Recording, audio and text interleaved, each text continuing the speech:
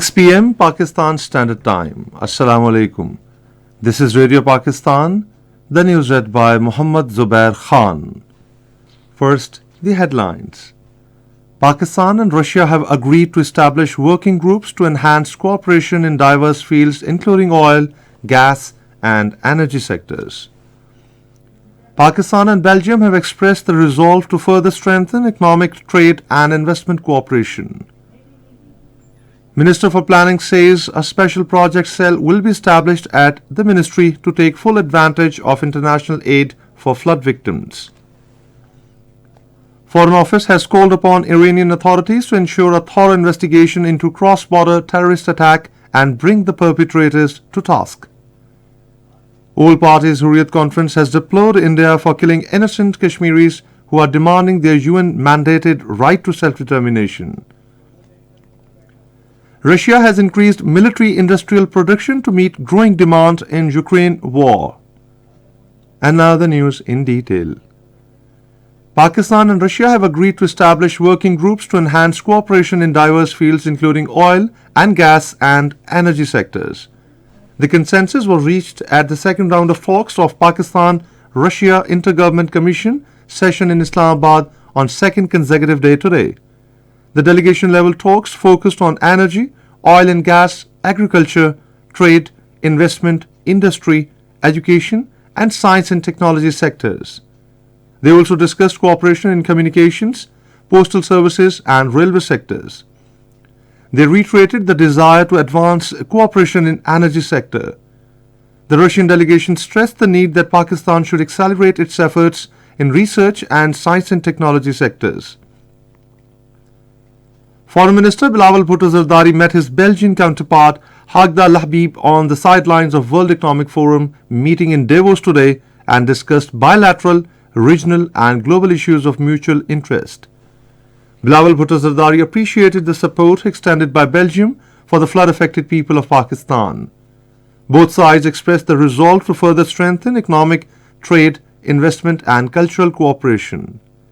The Foreign Minister also held a meeting with Dutch Deputy Prime Minister and Foreign Minister Wopke Hoekstra. The two foreign ministers expressed the resolve to work together to further enhance cooperation in trade, investment, education, information technology and agriculture sectors. Earlier, Bilawal Bhutto Zardari also met Managing Director Operations of the World Bank, Axel van Trotsenberg, and discussed its engagement with Pakistan. He lauded the pledge of the World Bank of $2 billion made at the Resilient Pakistan Conference in Geneva and also mentioned its important role as a major development partner. Both sides expressed the resolve to achieve shared goals. Minister for Planning and Development Ahsan Iqbal says a special project cell will be established at the Ministry of Planning to take full advantage of international aid for flood victims. Chairing a review meeting on the implementation of decisions made in Geneva Conference in Islamabad today, he said aid for Pakistan has reached to $10.9 billion. He said Pakistan's reconstruction strategy was appreciated globally. He said special project unit will consist of the best professionals and experts. Reiterating government's resolve to ensure transparency in international aid projects, the minister said third-party audit will be ensured. He said projects will immediately be started with the collaboration of provincial governments.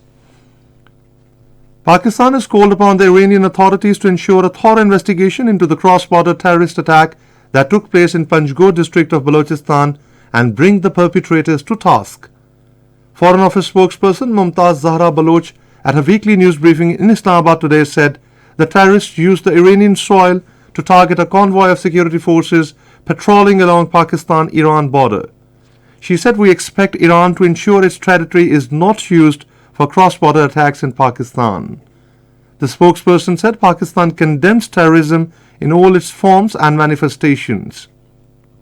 She said we strongly commit that our territory will not be used for undertaking cross-border attacks in Iran and we expect the same from Iran. Mumtaz Zahra Baloch said Pakistan and Iran are neighbors and our channels of communications are active. Responding to a question, the Foreign Office spokesperson said Pakistan has always desired cooperative relationship with all its neighbors, including India. She said we have consistently advocated for constructive engagement to resolve all outstanding issues, including the core dispute of Jammu and Kashmir. However, India's unabated hostility and retrogressive actions have vitiated the environment and impeded the process of peace and cooperation. To a question, the spokesperson said Pakistan is in close contact with Saudi Arabia on matters pertaining to their investment in Pakistan. The spokesperson said Pakistan and China have agreed to temporarily reopen Khunjerab border. She said the Khunjerab border remains closed during the winter months. However, the Chinese side has agreed to Pakistani request for temporary reopening of the border to facilitate local traders. Mumtaz Zahra Baloch said Foreign Minister Bilawal Bhutto Zardari will undertake an official visit to Tashkent, Uzbekistan on 25th of this month to attend the 26th meeting of the Council of Ministers of Economic Cooperation Organization. This is Radio Pakistan.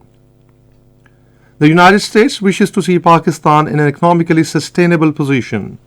Addressing a daily press briefing in Washington, State Department spokesperson Ned Price said Pakistan is in negotiations with the International Monetary Fund and other global financial institutions, and the US is supportive where it can be of its partner.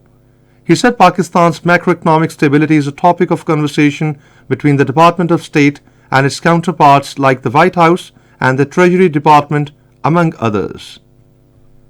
In Indian illegally occupied Jammu and Kashmir, the all parties Hurriyat Conference leaders have deplored that India is killing innocent Kashmiris for demanding their UN-mandated right to self-determination. In the statements issued in Srinagar, APHC leaders Ghulam Ahmad Gulzar, Sayyid Bashir Andarabi, Khaja Firdaus and Abdus Samad Inqilabi paid rich tributes to the martyrs of Gaukadal, Handwara and Kupwara massacres in January 1990. Hundreds of innocent people were martyred by Indian troops in these areas in the incidents of mass killings. The APHC leaders said the Kashmiris' martyrs' sacrifices, which have center staged the Kashmir dispute at the global level, would not be allowed to go waste. Posters appeared in Srinagar and the other areas of the occupied territory paying homage to the martyrs of Gaukadal, Handwara, Kupwara and other massacres. The posters displayed by Jammu and Kashmir Democratic Movement and Jammu and Kashmir Political Resistance Movement reiterated the Kashmiris' pledge to accomplish the mission of their martyrs at all costs. Russian President Vladimir Putin has said his country's powerful military-industrial complex is ramping up production to meet growing demand in Ukraine war. Talking to workers at a factory in St. Petersburg, he said overall military equipment demand has increased because of the special military operation in Ukraine. Meanwhile, the US Department of Defense has asked its forces stationed in South Korea to provide military equipment to help Ukraine. Ukraine has pleaded for the provision of heavy tanks. Defense chiefs of the United States and Germany have also convened a meeting tomorrow in which dozens of allies are asked to pledge weapons for Ukraine. Israeli army martyred 2 Palestinians, including a teacher in a refugee camp in the occupied West Bank today. Eyewitnesses said a special force of the Israeli army stormed the Janin camp and injured 4 others by firing. The number of Palestinians martyred by Israeli forces in the occupied West Bank in January have reached to 17. The third and last one-day international between Pakistan women and Australia women will be played at Sydney on Saturday. The match will start at 5 a.m. Pakistan Standard Time. Australia have already won the 3-match series 2-0.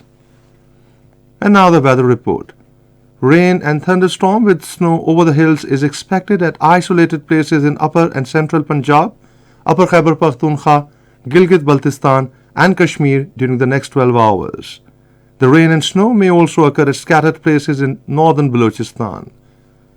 And that is the end of the news. For more news and analysis, log on to our website radio.gov.pk and also watch live video streaming of our bulletins on the link facebook.com/Radio Pakistan News Official.